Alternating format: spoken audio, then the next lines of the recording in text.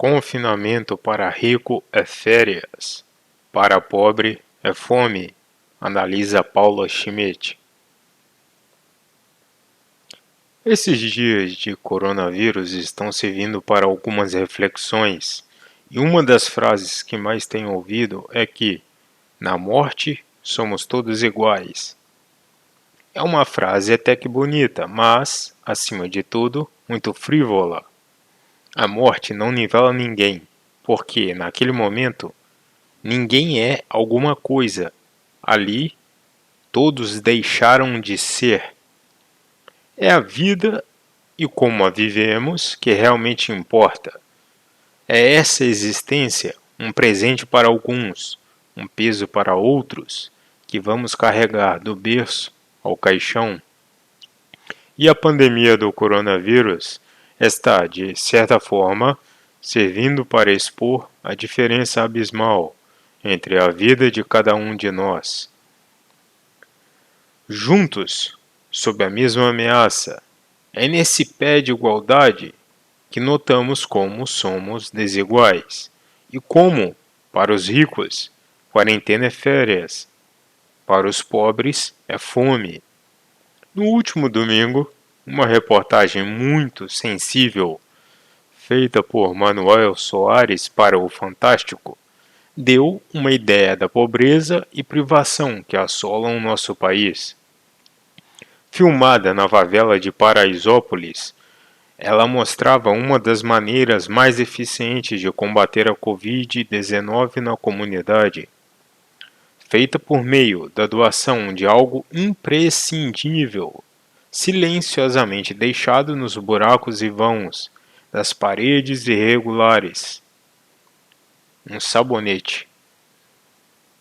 No empório onde eu faço compras em Ipanema, tem um cara que se chama Severino. Ele está sempre com um sorriso no rosto, trata todos com carinho e elegância. É inteligente, desenvolto, prestativo, solucionador de problemas. Veio do Nordeste, de família pobre, não teve estudo. Tem 29 anos e 3 filhas, 2 delas enteadas. Mas, diferente do Severino da obra-prima do João Cabral de Melo Neto, esse aqui não morre de fome um pouco por dia. Ele morre de cansaço. Aquele sorriso que não lhe sai do rosto, aquele bem-vindo insistente com o qual ele recebe todos que entram na loja, é mais aceitação do que ânimo. O Severino da loja trabalha todos os dias, das 8 horas às 16 horas, mas o dia dele começa muito antes. Severino acorda de segunda a sexta, às 3 da manhã, para pegar o ônibus em Nova Iguaçu, às 3h40, e mais um ônibus depois desse, e chegar em Ipanema 2 horas antes de a loja abrir, porque se deixar para pegar o próximo ônibus, o trânsito lhe impede de chegar a tempo de bater o ponto. Às vezes ele tira um cochilo ao lado de uma banca de jornal, na frente da loja, mas foi assaltado. Vezes demais para relaxar de verdade. A volta é o mesmo calvário, só que inclui a espera em um ponto de ônibus em que, em pé, por 1h30. Quando tem sorte, ele chega em casa por volta das 10 horas da noite, 18 horas depois de ter saído. Se o trânsito for ruim, só chega depois da meia-noite. Aos sábados, Severino tenta correr atrás do sono perdido e dorme 1 horinha a mais porque o trânsito permite que ele pegue o ônibus das 4h40. Aos domingos, seu único dia livre, Severino acorda às 5 da manhã para correr. Não posso ficar doente. E ajuda vizinhos, arruma a casa, brinca com as crianças e dorme. Essa é a vida do Severino. Pergunto se o salário é bom. É ótimo, ele me diz. Descontando tudo, vale refeição, transporte eu ganho limpo 1.000. E com todo esse trabalho para ir trabalhar, e agora com o risco de ficar doente e morrer, Severino ainda teme a quarentena mais do que a doença, porque a morte pela doença é incerta. Mas, se a loja fechar, seu desemprego é garantido. Que país é esse que construímos em que um trabalhador não se pode dar ao luxo de parar para evitar uma contaminação? Que país é esse em que, para a grande parte dos ambulantes e outros trabalhadores informais, um dia perdido de trabalho significa o equivalente em dias sem comida na mesa?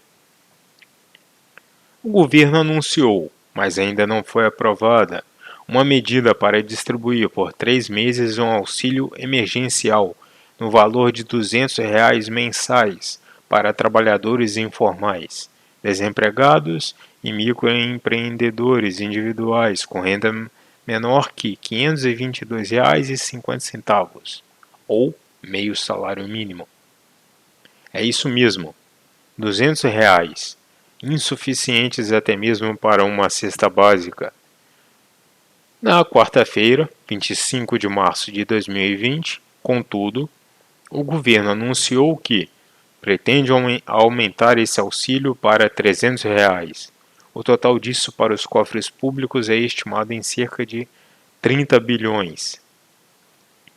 Para efeito de comparação de prioridades, o Tribunal de Contas do Estado de Goiás resolveu cumprir a lei e reajustar o auxílio alimentação de seus conselheiros, auditores e procuradores em 36,8% em plena crise pandêmica, num dia em que estavam todos ausentes, protegendo-se da contaminação no aconchego do lar.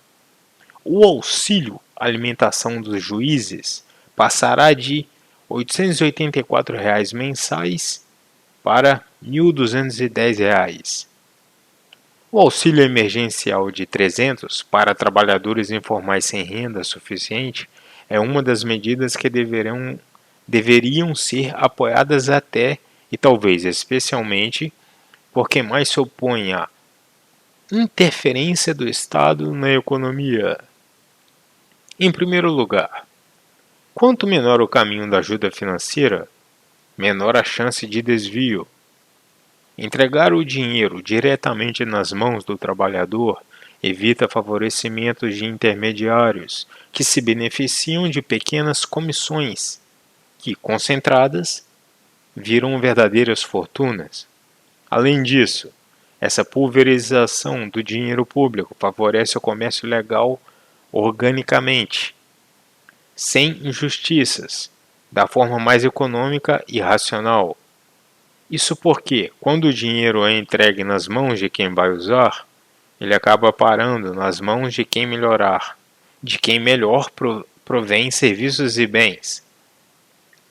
A escolha mais racional fica por conta do indivíduo, ou da coletividade não uniforme dos indivíduos, que gasta o dinheiro da maneira mais inteligente.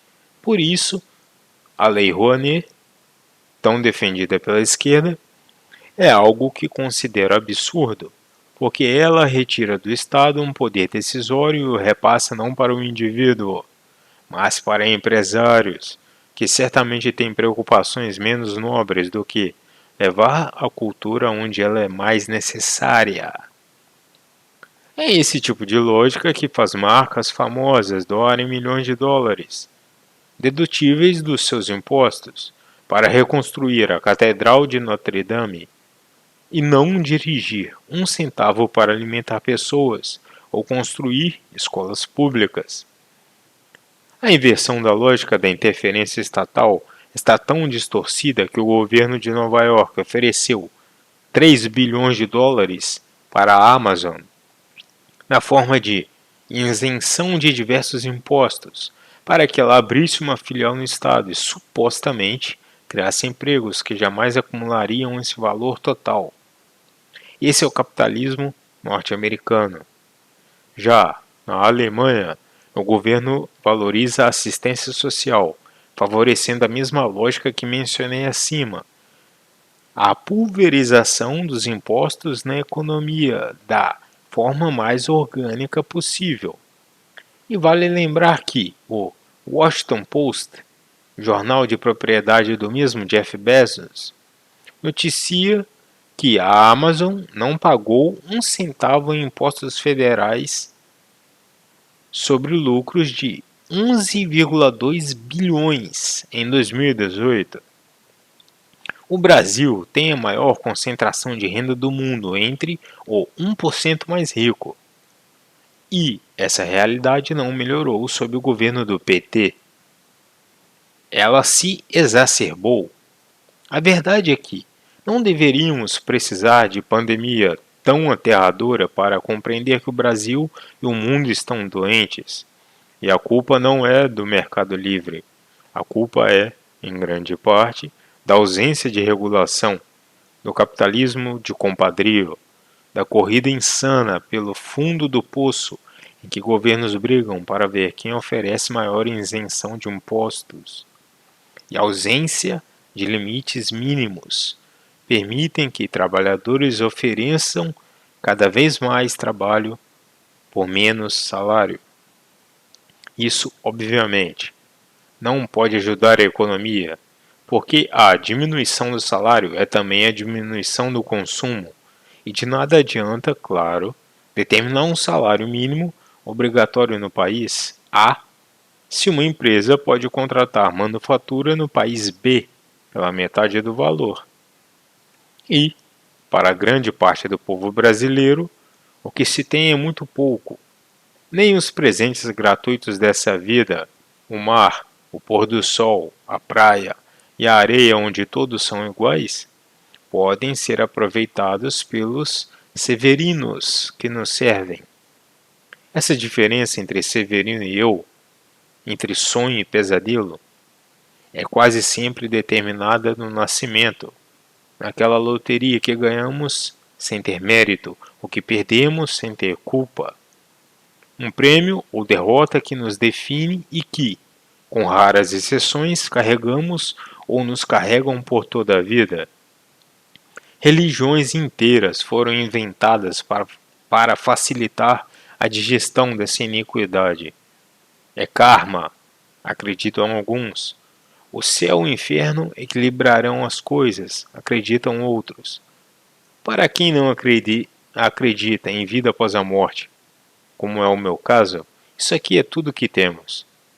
E é aqui que podemos ajustar o que a herança indevida determinou.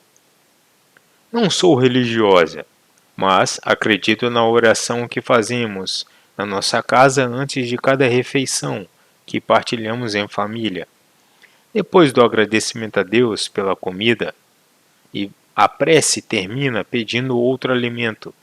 Abre aspas. Dai pão aos que têm fome, e fome de justiça aos que têm pão. Fecha aspas.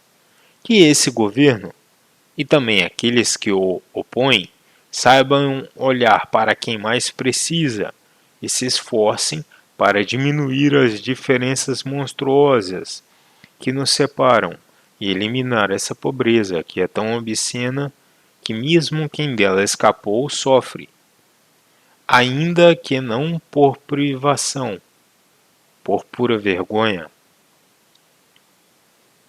O link para esta matéria está na descrição.